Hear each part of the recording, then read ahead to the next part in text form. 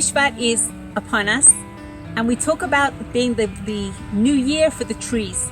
So we felt it was really appropriate to come and visit a farmer here in Israel, somebody who is dealing on a day-to-day basis with using the land and creating beautiful, beautiful fruits. And we're going to meet Matanya Freund, and we're going to hear a little bit about his background, and with him understand a little bit about the trees, and also the Jewish, what's the difference of growing trees here in Israel rather than growing them somewhere else in the world. So hi Matanya. Hi Freda. Just wanted to ask you a little bit about the beginnings, the origins of this farm. Well, my father started this farm in the early 80s. He made Aliyah from New York City in the late 70s. He started out as a chef in hotels, and he decided he wanted to be more connected to the land. He was interested in farming, so he started a farm. Originally he started it as a grape farm and by raising sheep, but throughout the years the crops changed.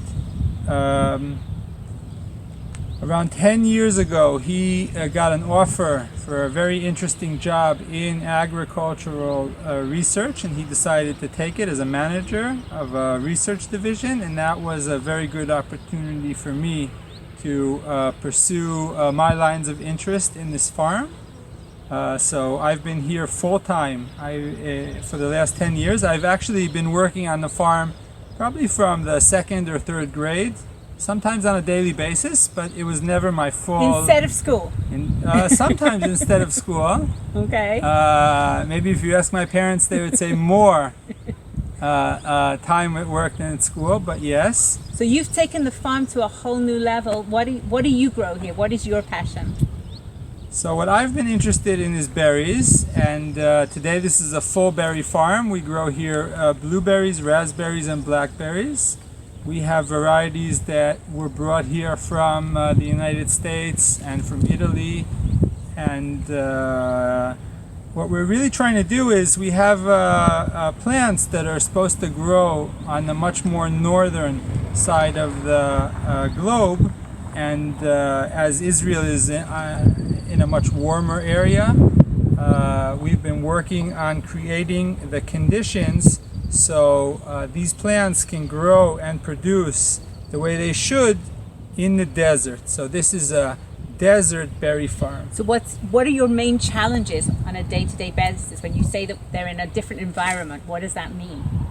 So first of all, it's much warmer here. It just the summers here are much hotter than Northern Europe or Northern America, where these berry plants originate from. Our first object is cooling them down, making it bearable for them. If it gets too hot, plants just die, just like any living organisms. The second thing is we need to create the growing conditions, which is having the soil and the water at the right conditions that they're used to, which is not what we start out with here in the desert. So we're growing them in buckets with soil that is different than the soil that we have here in the land. All the berries are completely, well, they're not connected to the land. They're grown all in substrate that was brought from different areas of Israel. So this actually is from the Golan Heights, this land. Yes. This soil. The soil is from the Golan Heights. Yeah, it is. The other thing that you mentioned a challenge which was quite interesting. We were talking about bees before, and I know bees is a big thing in the world at the moment because they'd say the bee population there's problems with it and what's happening. You talk numbers. Can you just go over those numbers again, just so we understand what, again, another big challenge that you have? So pollinating is one of the bigger challenges that all the trees that need pollination are facing around the world today. There are less and less bees. There are all kinds of arguments about why, but there are less and less bees, and a lot more focus is brought into it. Each blueberry plant has an average of 1,500 flowers throughout the season, throughout a time of, let's say, 6 weeks. We can see the first clump coming out of flowers. or here we can see them a bit more open. Each clump will have an average of 10 flowers, and we can see one clump, another clump, another clump, and these are all going to open. And each one of these is going to have 10 flowers. So when we get to 1,500 flowers, and we know that to optimally pollinate the flowers, we need around 10 visits of a bee. We're talking about tens of millions or even hundreds of millions of visits of bees on our farm. That brings us to a situation where we really have to make sure that we have enough bees that are available to do the work in the short time frame we have to pollinate the flowers. There are no bees out today, it seems, or there were a few before. Why aren't there many bees out here today? Well, bees only come out of their hive when it is above 14 degrees Celsius. Right now it seems to be a bit cooler today, but the minute the days warm up, you can see here tens of thousands of bees hard at work. Another interesting thing is we use bumblebees in special hives that we buy from a company.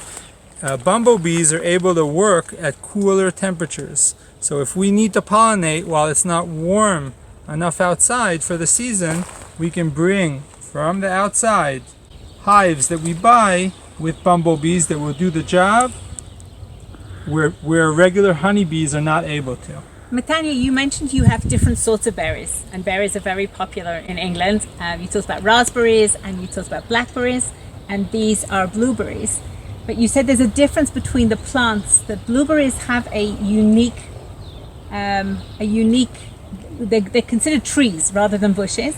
And we were discussing before that this, from a religious perspective, has its own challenges. Could you address that a little bit? What's the difference? What does that mean? So, since there weren't many berries being grown commercially in Israel up until a few years ago, there wasn't much halachic regard to berry plants. But now that farming of berries is becoming wider and wider in Israel, there is more of attention given to it on the halachic aspects of growing berries in Israel.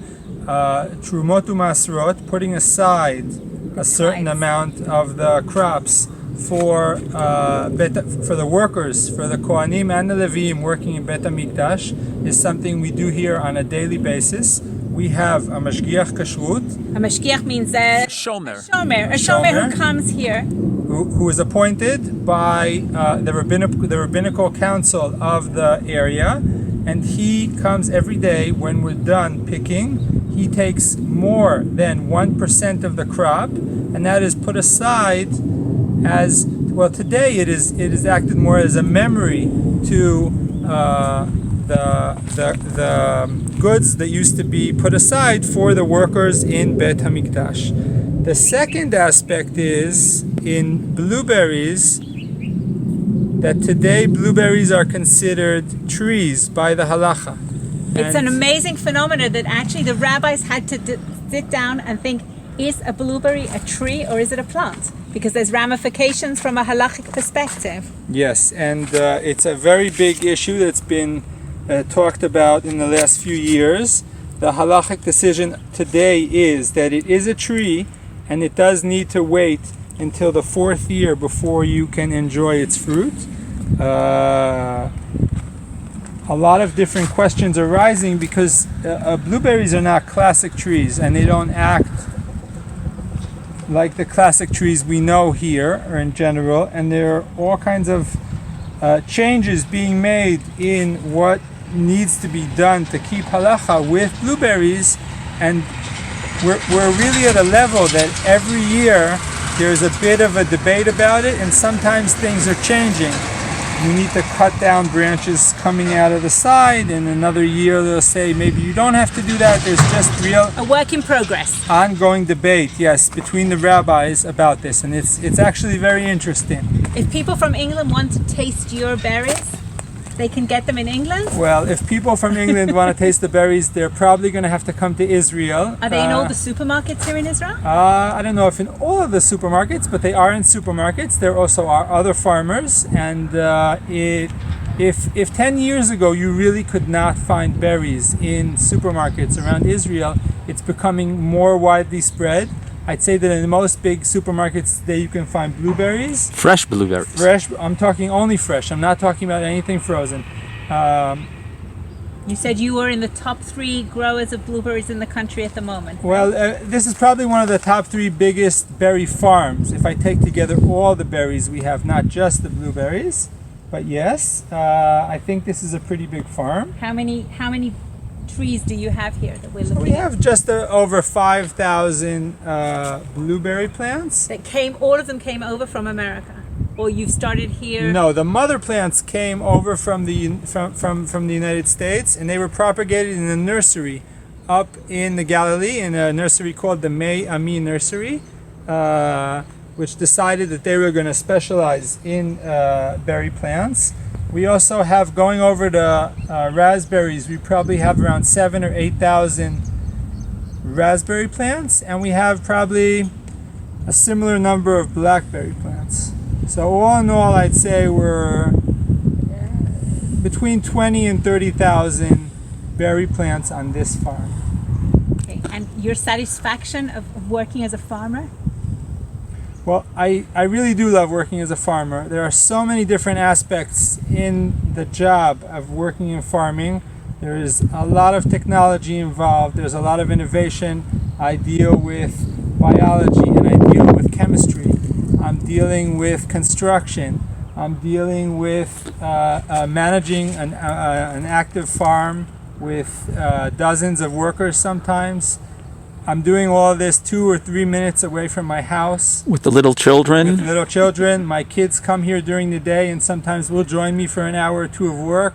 I'm able to be much more a part of their life by being able to be at home during the day some more. I can sometimes pick them up from school or take them to school. I definitely see a lot of advantages in my personal life to being a farmer here. And your hope for your children is that you received this as a gift from your father. You see this being passed on? Well, first of all, I think it really has to do with what they want to do. Trying to push sometimes for something too much usually doesn't do much good. If one of them or more within one of them would like to continue, I'd be definitely very happy. As being a part of my father passing on the farm to me, I was able to observe a lot of very positive choices my father made that made it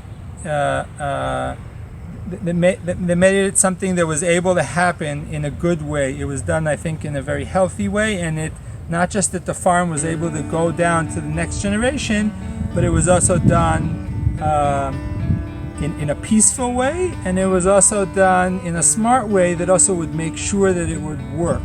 Because sometimes you can give something to someone, but it doesn't mean that it'll necessarily be something that will be successful. So we'd like to say thank you. This has been really inspiring. Seeing this is like chalutzim of today, actually working the land and enjoying the fruits, and we're definitely enjoying eating all your berries. Thank you. So thank you so much, and may you have a Tu B'Shvat Sameach. Tu B'Shvat Sameach. Tu B'Shvat Sameach. Thank you. So we did say goodbye at the end of the film while we were by the blueberries, but we couldn't resist coming in and seeing how the raspberries are grown here and the ingenuity of what is happening here in Israel with this relatively new sort of fruit. So raspberries in England, eating all the time. In Israel, it was considered very exotic. Now you can find it in all the supermarkets. And Matanya is going to explain to us a little bit more about his process of growing raspberries here in his farm.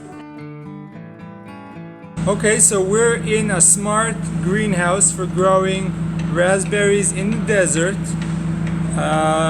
These varieties originate from northern Italy, and we are right now we're just in the desert. It is the wrong climate for them. So we have a closed structure that is able to give them the growing conditions they need. This is how the plants look just at the end of the season. You can see they have grown into a real forest, and we are cutting them all down, getting them ready for the spring, so we can pick a bit more fruit off of them and then continue on to the next plants. We'll be taking all of these plants out of here and bringing in new plants. You can see this wall of cardboard, which is called a pad and fan system. During the summer, when it gets pretty warm, water drips down on this cardboard wall, where big fans on the other side of the greenhouse pull the air and are able to lower the temperatures dramatically. And that's how, it's just one of the elements we use here to control the temperature. Inside the greenhouse, honeybees have a hard time pollinating. They have a hard time navigating here because of the plastic roof. We buy hives of bumblebees. Bumblebees are much sturdier bees that are able to work inside the greenhouse in the harsher conditions and give us the pollination we need for the raspberry plants. It's important to remember that without pollination there is no fruit in many trees and in all berry plants too. Matanya, how many kilos or how many tons of raspberries do you have a year? So each plant is supposed to give around 1 kilogram of raspberries. That's quite a bit.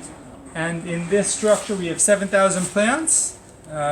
Do the math. You can do the math. 7 tons? That's 7 tons? 7 tons. In a box of raspberries that you buy in the supermarket, usually there'll be around between 125 to 140 grams. Wow. That's approximately 7 to 8 boxes per kilogram.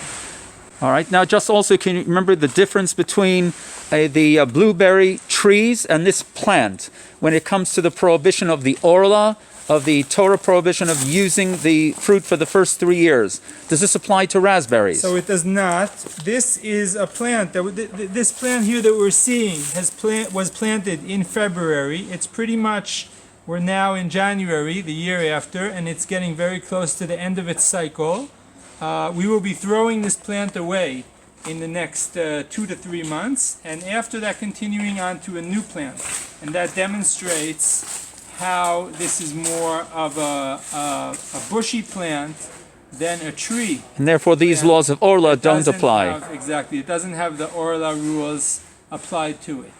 So Matanya, even though we'd said goodbye and we thought we'd finish by the blueberries, we couldn't resist coming into the raspberries and understanding a little bit about this. And here we have a bumblebee. Here's a bumblebee though. The bumblebee was brought in from, where did you get your bumblebees from? These bumblebees come from a company in Bet Shean, from the kibbutz Sde Eliyahu. They're called B.O.B. You can check them online. They're pretty cool. They make all kinds of beneficial bugs and bees to help farmers. And these were collected, the ancestors of these bees were collected on Mount Tabor, which is where they found the variety they thought it was right to work with. And so this is an ancestor from a bee that was collected on Mount Tabor and today is sent all over the world. I'm pretty sure some of these bees actually make it over on planes to London to help pollinate English farming. So thank you so much, and again, Tu B'Shvat Sameach. Tu B'Shvat Sameach to everyone watching this video. It was nice being on your program.